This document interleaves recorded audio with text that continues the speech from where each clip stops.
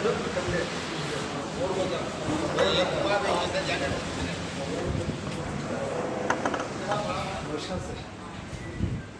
मैं एक बार पहले भी आपसे मिला था सर। मैं काफ़ी परेशान हो चुका हूँ, लेकिन अभी तक कोई कार्रवाई नहीं है। इसमें सर एडिशनल कलेक्टर साहब की भी रिपोर्ट है और कलेक्टर साहब की भी इसमें पीछे रिपोर्ट है, और जो आपने बिल्डर को नोटिस दिया इसमें वो भी लगे हुए हैं, बट सर कार्रवाई कुछ भी नहीं हुई।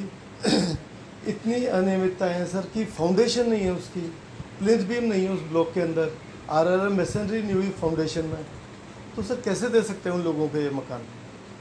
कौन कर रहा है, बनाने वाला कौन है? नव भारत निर्माण कंपनी अजय बाकलीवाल जी। अच्छा, ये हमारे यहाँ पे कौन देख रहा है इससे? पवन शर्मा जी। मैंने उनको सर हर रोज़ फ़ोटो भेजता हूँ, यहाँ तक कि सर इतनी मिस्टेक करने लग गए कि बिजली का जो स्विच बॉक्स होता है ना, इसके पीछे बॉक्स नहीं लगा। आप क्या करते हो? सर मैं जॉब वगैरह पहले करता था इनके यहाँ पे 2016 में।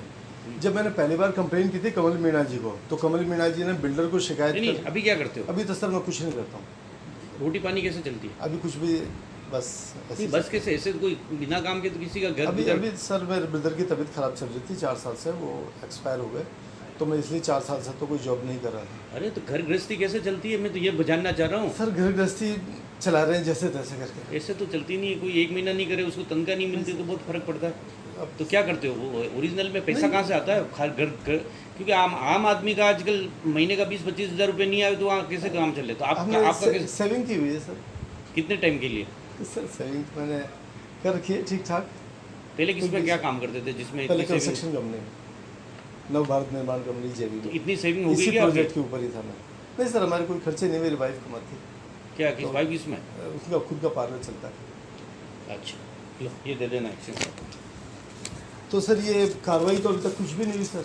मैं आपसे भी दूसरी बार मिल रहा हूँ, और पवन जी से मैं करीब 2.5-3 महीने से लगातार मैं उनको सारे मैसेज वगैरह सब कुछ कर रहा हूँ। विधानसभा में चल रहा है मामला ये सर विधानसभा में चल रहा है मामला कि ये प्रोजेक्ट लेट हुआ है, और मैं मुद्दा लेकर आया हूँ कि ये घटिया निर्माण हुआ है। समझ गया, तो वो हम तो दोनों ही तरह से देख रहे हैं इसको, ठीक है ना? आप दे दो, चेक करा लेंगे अपन, है ना? ठीक है सर, मैं एक बार कोशिश कर लेता हूँ, एक बार फिर ट्राई कर देंगे, नहीं तो फिर अपन एक जॉइंट मीटिंग, जैसे उन्होंने मुझसे बोला था कि जन सुनवाई वो 3rd गुरुवार के दिन होती है, फिर उसी टाइम ही देखेंगे। किसने? कलेक्टर साहब के यहीं से ही। हाँ, उनका था कि वहाँ पे जन सुनवाई तो उसी टाइम, या फिर प्रेस मीडिया के थ्रू ही हो सकता है, क्योंकि सर आप इतनी, मैं सिर्फ 2 मिनट आप मुझे धमका रहे हो या मुझे नहीं सर मैं यूँ कहना चाह रहा हूँ, क्या कहना चाह रहे हो? मैं यूँ कहना चाह रहा हूँ कि सर जो ब्लॉक है, नहीं मुझे क्या धमका रहे हो, मतलब यूँ धमका नहीं रहा, मैं यूँ समझा रहा हूँ सर। नहीं मुझे मतलब मुझे आप धमकाने की कोशिश कर रहे हो कि आपके पास क्या क्या रास्ते हैं? यूँ नहीं सर मैं क्यों धमकाऊंगा? या तो तुम ज्यादा समझदार हो। मेरे को बताइए सर, मैं क्यों धमकाऊंगा? नहीं तुम मुझे क्या बताना चाह रहे हो कि तुम्हारे पास रास्ते खुले, जाओ जहाँ मर्जी जाओ। मैं यूँ कहना ज्यादा होशियार बनने की कोशिश मत करो मिस्टर शर्मा, समझ में आएगी ये बात? मैं यूँ कहना चाह रहा हूँ सर। मिस्टर शर्मा मैंने समझ लिया सर आप जो कहना चाह रहे हो, ना, डेढ़ होशियार तो मत बनो पहले बात, ठीक है ना? तुम रोटी खाते हो तो हम भी रोटी खाते हैं, ठीक है, समझ में आ रही है बात? ठीक है, तो तुम्हारी मर्जी हो जा चले। मैं यूँ कहना चाह रहा हूँ, मेरी सुने क्या सुना है तुमने जो 2 सेंटेंस बोले ना, उसमें तुम ये मेरे को धमकाने की कोशिश कर रहे हो। सर मैं एक चीज बताऊँ, आपको धमकाने का मेरे को बनता भी नहीं है, और मेरे धमकाने से किसी को कोई फर्क भी नहीं पड़ता। तुम क्या कहना चाह रहे हो मेरे को कि तुम प्रेस के पास जाओ प्रेस के पास जाओ ना प्रेस के पास।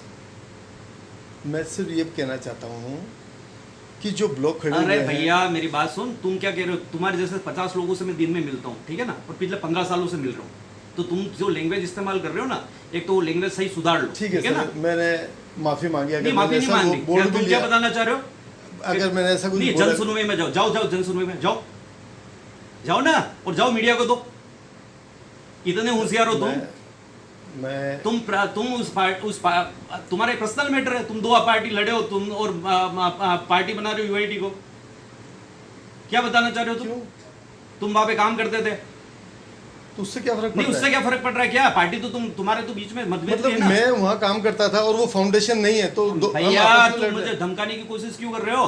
सर मैं धमकाने की कोशिश क्यों कर रहे हो तुम? मैं क्यों धमकाने नहीं कर रहा हूँ, आपको बताओ सर, मैं क्यों किस चीज पे करूँगा? नहीं मैंने आपको मार्क कर दिया, उसके बाद तुम मुझे धमका रहे हो मेरे पास ये रास्ता है वो रास्ता है। सर मैं कहा, अगर मैंने ऐसा कुछ मुंह से भी निकला तो मैं उसके लिए कोई ये इंटेंशन नहीं है। नहीं तो इंटरव्यू से दिख रहा है ना, यार, सर- पत्रकार को मैं चले जाऊंगा, जाओ पत्रकार के पास, तुम वैसे कोई काम तो करते नहीं हो, पत्रकार के पास जा चले जाओ। सर मेरी रिक्वेस्ट तो सुन लो जो मैं कह रहा हूँ, चलो वो मैं सब माफी मांग ली। नहीं, माफी मंगवाने का हमारा मकसद नहीं है, तुम जो धमकाने की कोशिश कर रहे हो ना, ये पेतरे किसी और जगह जाके करना, समझ में आई नहीं बात? मैं फिर आपसे एक बार जो समझाना चाहता हूँ वो तो मेरी सुन लीजिए। हाँ ठीक है, आपके जो ब्लॉक खड़े हुए हैं हाँ। उसके अंदर नीचे की फाउंडेशन नहीं बनाई गई है, उसके अंदर आरआरएम मैसनरी जो नक्शे में पास है वो नहीं है, प्लिंथ बीम जो नक्शे में पास है प्लिंथ बीम भी नहीं है। उसके बेस पे उसकी तो पूरी मैंने बिल्डिंग कहा खड़ी है क्या होने मैं पे। उसको क्लीन चिट दे दूंगा? नहीं सर, मैं तो इसके लिए फिर कह रहा हूँ। तो मैं- तुम्हारे को ये कि मैं 2 बार आ गया तो दादा भैया तू बहुत होशियार है, तू चला जा कलेक्टर साहब के पास में, मुख्यमंत्री के पास में, भारत के राष्ट्रपति के पास में। ये जो धमकाने वाली लैंग्वेज है ना, ये कहीं और इस्तेमाल करना, समझ में आ रही बात? ठीक है सर, हाँ, ठीक है, थैंक यू। हमारे को धमका रहे हो, तुम कहाँ जा सकते हो? मैं अब जहाँ जा सकता हूँ वहीं की आपको बता दूँ। हाँ